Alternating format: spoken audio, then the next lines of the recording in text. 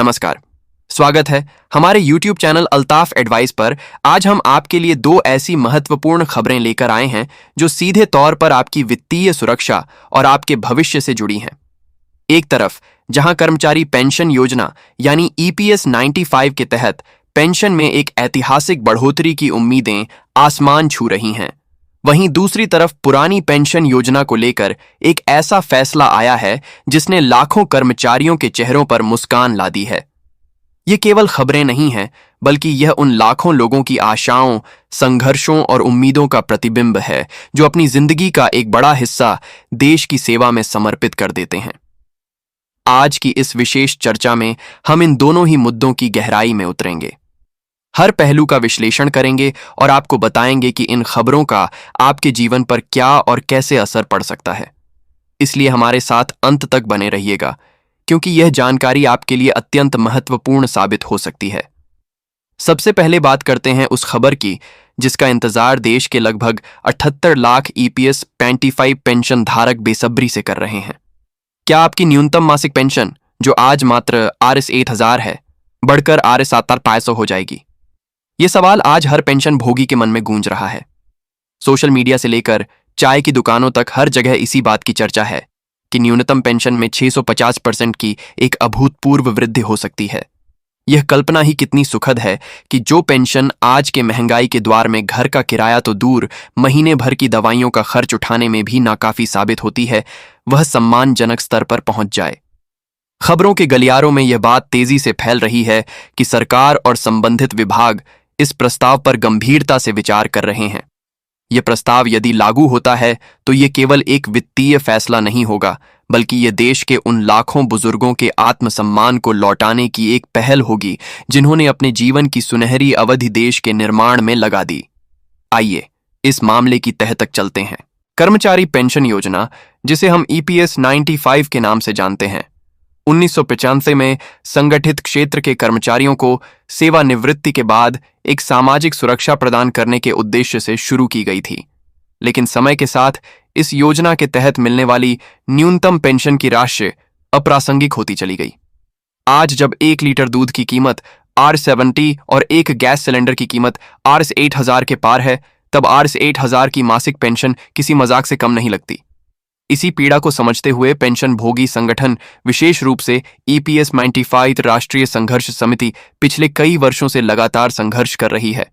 उन्होंने अपनी मांगों को लेकर हर दरवाजे पर दस्तक दी, वित्त मंत्रालय से लेकर प्रधानमंत्री कार्यालय तक अपनी आवाज पहुंचाई।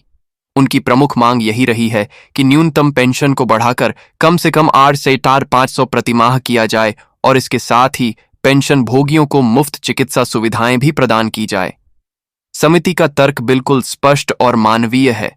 उनका कहना है कि आज के समय में Rs 8,000 में एक व्यक्ति सम्मान के साथ अपना जीवन यापन कैसे कर सकता है। यह राशि तो बुनियादी जरूरतों जैसे कि भोजन और दवा को पूरा करने के लिए भी पर्याप्त नहीं है। हाल ही में समिति के प्रतिनिधियों ने वित्त मंत्री निर्मला सीतारमण से मुलाकात कर अपनी मांगों का एक विस्तृत झापन सौंपा। इस मुलाकात के बाद से ही पेंशन बढ़ोतरी की उम्मीदों को नए पंख लग गए हैं। मीडिया रिपोर्ट्स में यह भी कहा जा रहा है कि न्यूनतम पेंशन को Rs 7,500 करने के साथ साथ इसे महंगाई भत्ते से भी जोड़ा जा सकता है, ताकि भविष्य में महंगाई बढ़ने पर पेंशन की राशि में भी स्वतः वृद्धि हो सके।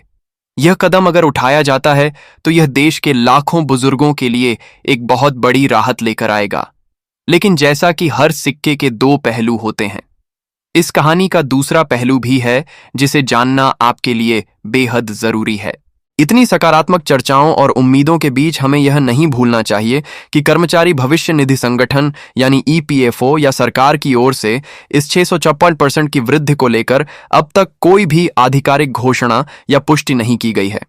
वास्तव में एक सूचना के अधिकार यानी RTI के जवाब में कर्मचारी भविष्य निधि संगठन ने यह स्पष्ट किया था कि फिलहाल Rs 8,500 की न्यूनतम पेंशन को मंजूरी नहीं दी गई है।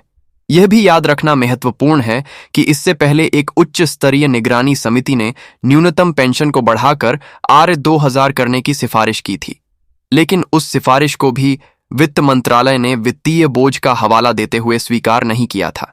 इसलिए ईपीएफओ ने सभी पेंशन भोगियों से यह आग्रह भी किया है कि वे केवल आधिकारिक वेबसाइट और विश्वसनीय स्रोतों से मिली जानकारी पर ही भरोसा करें और सोशल मीडिया पर फैल रही भ्रामक खबरों और अफवाहों से सावधान रहें। कई बार यह देखा गया है कि पेंशन बढ़ोतरी और बोनस की झूठी खबरें वायरल हो जाती हैं, जिससे पेंशन भोगियों में व्यर्थ की उम्मीदें और बाद में निराशा फैलती है। हालांकि इन सब के बावजूद पेंशन भोगी और उनके संगठन निराश नहीं हैं। उन्हें उम्मीद है कि सरकार आगामी बजट में उनकी वर्षों पुरानी मांगों पर सहानुभूतिपूर्वक विचार करेगी और कोई ठोस एवं सकारात्मक घोषणा करेगी। यदि यह प्रस्ताव वास्तविकता में बदलता है तो यह न केवल बुजुर्गों के जीवन में आर्थिक स्थिरता लाएगा, बल्कि उनके आत्मसम्मान को भी एक नई ऊंचाई देगा और यह संदेश देगा कि देश अपने वरिष्ठ नागरिकों की परवाह करता है। अब रुक करते हैं आज की दूसरी बड़ी और ऐतिहासिक खबर की ओर, जो सीधे तौर पर करोड़ों सरकारी कर्मचारियों से जुड़ी है। यह खबर है पुरानी पेंशन योजना यानी ओपीएस की वापसी के बारे में। जी हां, आपने सही सुना। लाखों कर्मचारियों का वर्षों पुराना सपना अब साकार होने जा रहा है। एक लंबे और कठिन संघर्ष के बाद आखिरकार वह घड़ी आ गई है जब पुरानी पेंशन व्यवस्था की बहाली पर एक निर्णायक फैसला लिया गया है। बताया जा रहा है कि आज से पुरानी पेंशन को लेकर एक नया नियम लागू हो गया है और 2026 से इसे पूरे देश में केंद्रीय कर्मचारियों के लिए फिर से शुरू करने की प्रक्रिया का ऐलान कर दिया गया है। ये खबर किसी उत्सव से कम नहीं है। ये उन कर्मचारियों के अथक प्रयासों और अटूट विश्वास की जीत है। इस फैसले के महत्व को समझने के लिए हमें थोड़ा पीछे जाना होगा और पुरानी और नई पेंशन योजनाओं के बीच के अंतर को समझना होगा। पुरानी पेंशन प्रणाली, जो कि एक परिभाषित लाभ योजना थी, के तहत कर्मचारियों को सेवानिवृत्ति के बाद उनके अंतिम वेतन के 50% के बराबर एक निश्चित मासिक पेंशन की गारंटी मिलती थी। इसके अलावा सरकार द्वारा समय समय पर घोषित महंगाई राहत का लाभ भी इस पेंशन पर मिलता था। यह व्यवस्था कर्मचारी को एक सुरक्षित और सम्मानजनक सेवानिवृत्त जीवन का आश्वासन देती थी। लेकिन 1 अप्रैल 2004 से लागू हुई नई पेंशन प्रणाली यानी एनपीएस ने इस निश्चितता को अनिश्चितता में बदल दिया। एनपीएस एक बाजार आधारित परिभाषित अंशदान योजना है जिसमें कर्मचारी और सरकार दोनों एक निश्चित राशि का योगदान करते हैं और सेवानिवृत्ति पर मिलने वाली राशि पूरी तरह से बाजार के प्रदर्शन पर निर्भर करती है। इसमें किसी भी प्रकार की निश्चित पेंशन की कोई गारंटी नहीं है। इसी अनिश्चितता ने कर्मचारियों के मन में अपने भविष्य को लेकर एक गहरा असंतोष और भय पैदा कर दिया। उन्हें लगा कि जीवन भर की सेवा के बाद उनका भविष्य बाजार की दया पर छोड़ दिया गया है। इसी के विरोध में देश भर में कर्मचारी संघों ने एक लंबा और संगठित आंदोलन छेड़ा। सड़कों पर विशाल प्रदर्शन हुए, रैलियां निकाली गईं और सरकारों को झापन सौंपे गए।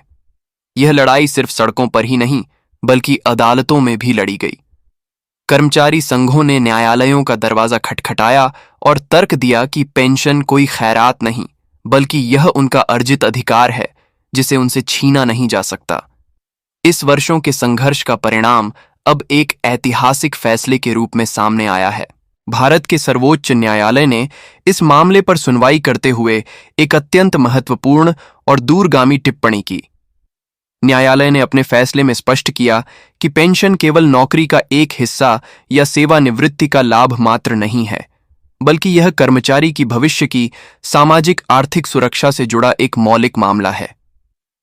न्यायाधीशों ने माना कि एक कर्मचारी जो अपने जीवन का सबसे उत्पादक समय राष्ट्र की सेवा में लगाता है, वह इस बात का हकदार है कि वृद्धावस्था में उसे आर्थिक रूप से असुरक्षित न छोड़ा जाए।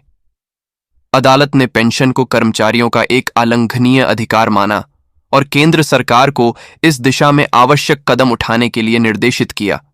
यह फैसला केवल एक कानूनी जीत नहीं है, बल्कि यह कर्मचारियों के हक, उनकी गरिमा और उनके योगदान की एक नैतिक और न्यायिक स्वीकृति भी है। सर्वोच्च न्यायालय के इस स्पष्ट निर्देश के बाद केंद्र सरकार ने भी इस पर सकारात्मक और त्वरित प्रतिक्रिया दिखाई है। सरकार ने आधिकारिक तौर पर यह घोषणा की है कि पुरानी पेंशन व्यवस्था को फिर से लागू करने की प्रक्रिया शुरू की जाएगी और वर्ष 2026 से इसे प्रभावी रूप से अमल में लाया जाएगा। इस घोषणा ने देश भर के लाखों केंद्रीय कर्मचारियों के बीच खुशी की एक लहर दौड़ा दी है। यह उनके लिए किसी सपने के सच होने जैसा है। वर्षों की अनिश्चितता, चिंता और संघर्ष के बाद अब उन्हें यह विश्वास हो गया है कि उनका भविष्य सुरक्षित हाथों में है। कर्मचारी संघों ने इस फैसले का जोरदार स्वागत करते हुए इसे न्याय और कर्मचारियों के अथक संघर्ष की जीत बताया है। पुरानी पेंशन योजना की वापसी से कर्मचारियों को कई ठोस लाभ मिलने वाले हैं। सबसे बड़ा और महत्वपूर्ण लाभ यह है कि सेवानिवृत्ति के बाद उन्हें हर महीने एक निश्चित और गारंटीशुदा पेंशन राशि मिलेगी, जो उनकी वित्तीय जरूरतों को पूरा करने के लिए पर्याप्त होगी। यह राशि महंगाई दर के अनुसार समय समय पर बढ़ती भी रहेगी, जिससे उनकी क्रय शक्ति पर महंगाई का असर कम होगा। वृद्धावस्था में जब आय के अन्य स्रोत समाप्त हो जाते हैं और स्वास्थ्य संबंधी खर्चे बढ़ जाते हैं, तब यह निश्चित पेंशन उनके लिए एक मजबूत आर्थिक सल का काम करेगी। इसके अतिरिक्त यह व्यवस्था कर्मचारियों को एक इमेंस मानसिक शांति भी प्रदान करती है। जब एक कर्मचारी को यह पता होता है कि उसका सेवानिवृत्त जीवन आर्थिक रूप से सुरक्षित है, तो वह बिना किसी चिंता के अपने काम पर बेहतर ढंग से ध्यान केंद्रित कर पाता है, जिससे उसकी उत्पादकता में भी सुधार होता है। यह फैसला न केवल मौजूदा कर्मचारियों के लिए, बल्कि भविष्य में सरकारी सेवा में आने वाले युवाओं के लिए भी एक बड़ा आकर्षण साबित होगा।